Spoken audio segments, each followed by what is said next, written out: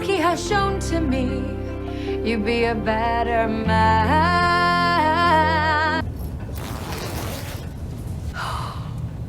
Men to woman, or woman to men. Man to woman. From penis to vagina. Now, I'm not a mentally deranged Hollywood pervert, so I had no idea this movie even existed.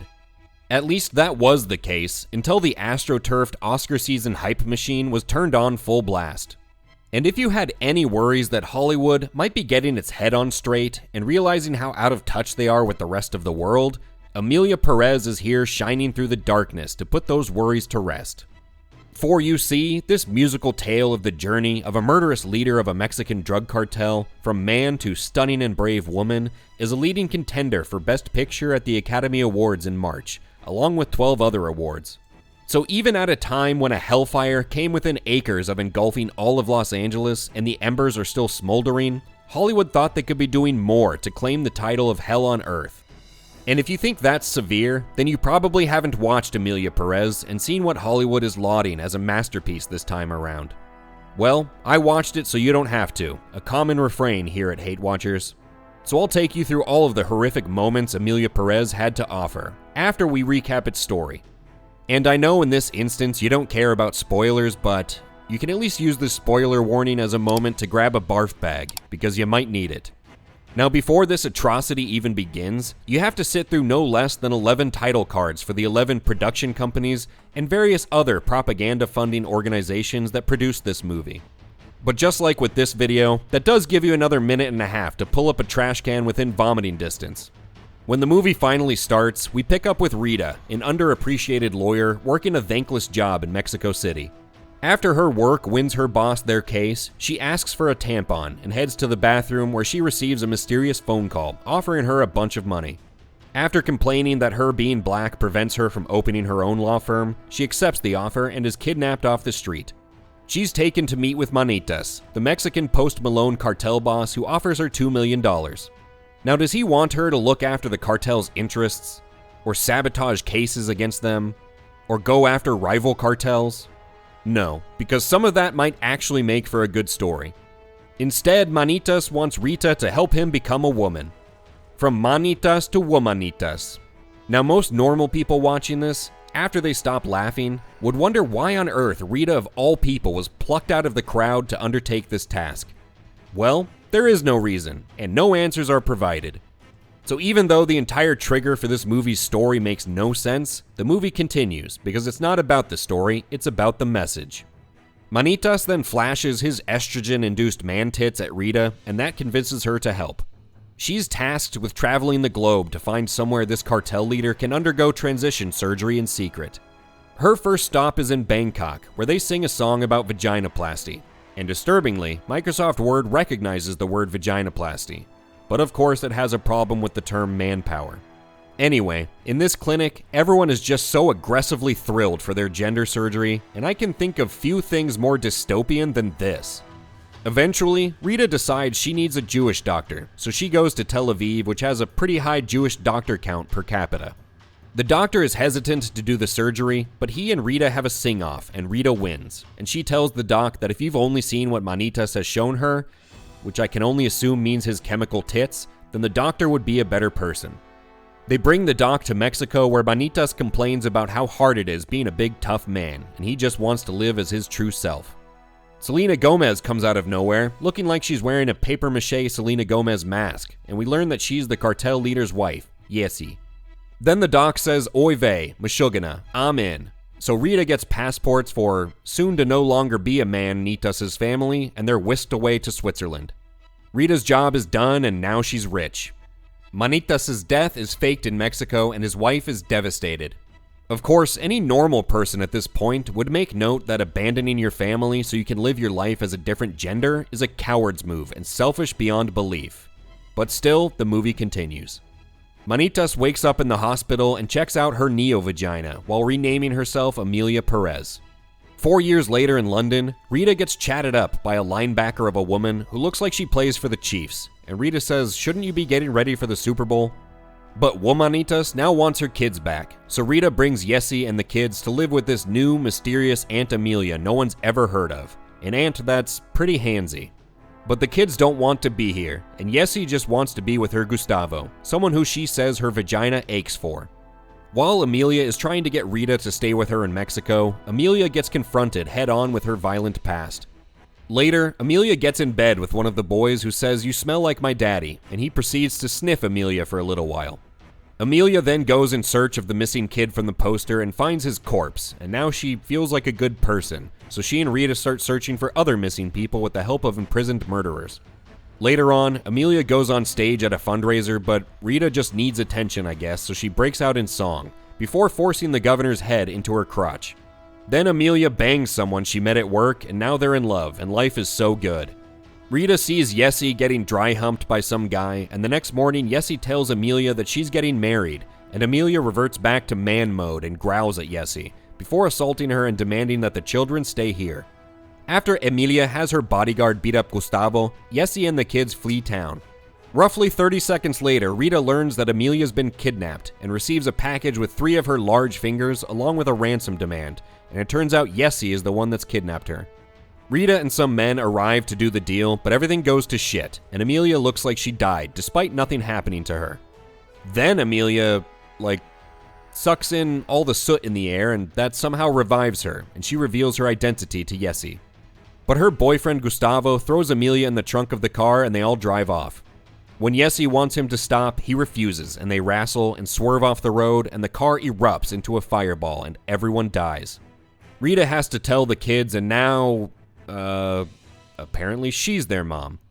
Then everyone parades this wildly inaccurate effigy of Emilia through town, and her lesbian lover sings a song about how Emilia drank from her fountains, and the movie finally ends.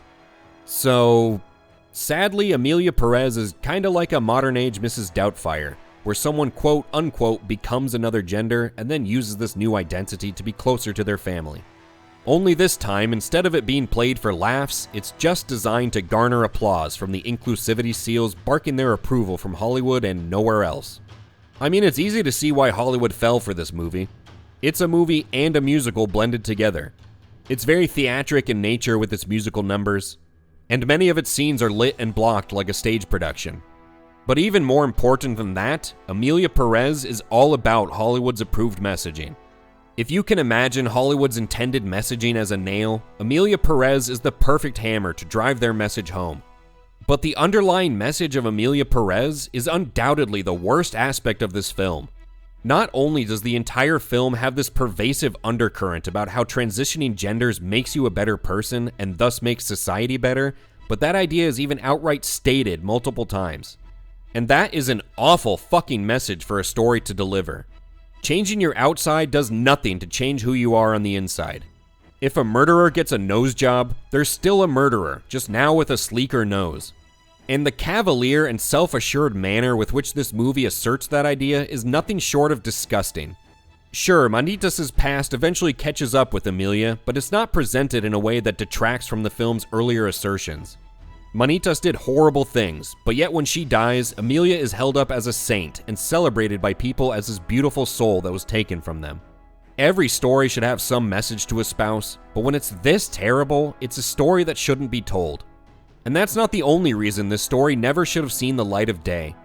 Even if you ignore the fact that the entire trigger for this story, the specific recruitment of Rita, makes no sense, it's still unbelievably shitty beyond that. The movie is compartmentalized basically into 4 jarringly different story segments with very little cohesion between them. It slows way down about halfway through, and there's virtually no build-up toward the final conflict. It's abrupt and comes totally out of left field. Also, rather than the musical portions adding an artistic flair to the film, they really just undercut the seriousness of the story they're trying to tell. And on top of all of that, Emilia Perez feels like an absolute parody of the movie it's trying to be. It's as skin-deep as its main character's transformation. Who knows? Maybe this movie is a parody, and it's really only an experiment to further expose Hollywood's vapid nature. That I could get behind. Now, a lot of this movie is extremely well choreographed. It's well shot with engaging cinematography. Zoe Saldana's acting was decent, at least until she's relegated to the background for the second and third acts. But those laudable aspects are peanuts, and it's all for naught with such a weak story and horrifying message. and they certainly don't warrant the praise they're trying to manufacture for this movie. Some of the backlash to Emilia Perez is pretty funny though. It's being criticized for its shitty portrayal of Mexicans, its lack of actual Mexican actors, and for its use of Spanish that sounds like it was pulled straight out of Google Translate.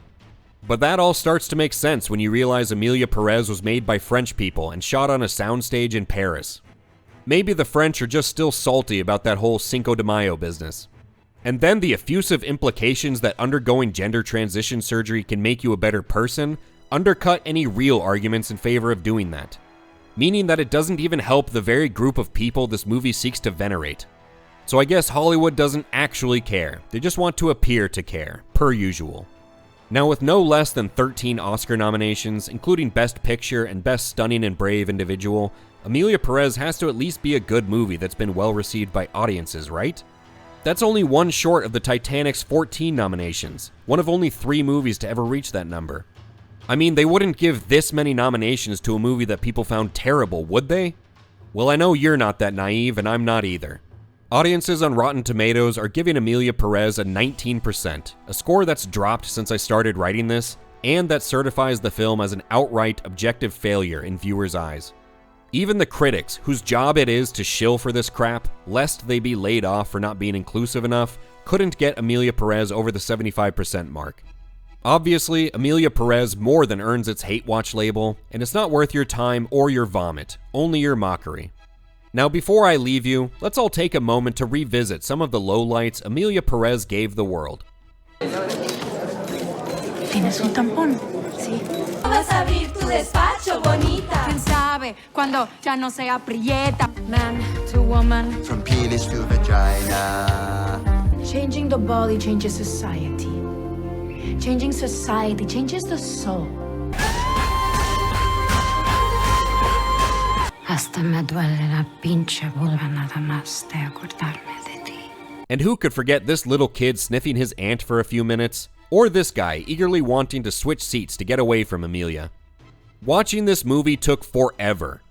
It probably took me about 4 hours to get through this 2-hour movie because about every 60 seconds I had to hit pause, say, "What the fuck is this?" out loud, and then write down some notes.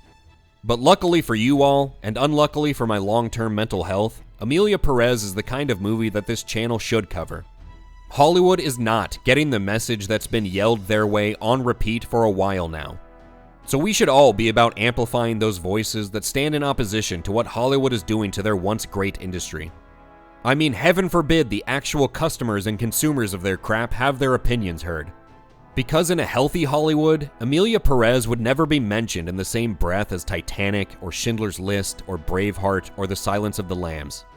But Hollywood is clearly as sick as ever, they won't listen to everyone yelling at them to take their medicine, and as a result, something as abjectly terrible as Emilia Perez may just take up a spot on the mantle next to those lauded films. Did you watch Emilia Perez? Were you like me in that you hadn't even heard of it until the Oscar buzz started? Do you think the Academy Award voters should transition to another line of work? To make sure we don't get in trouble, did you think Emilia Perez was stunning and brave, or brave and stunning? Let us know in the comments below. And remember to like the video as a form of protest against the Academy Awards, and subscribe to HateWatchers where the fight against what Hollywood's become rages on. And while you're at it, if you want to see a real awards show, check out the 2024 HateWatchers Awards, linked in the description below and on screen at the end of this video. Thank you for transitioning from skeptical to mortified with us today, and we'll catch you on the next one.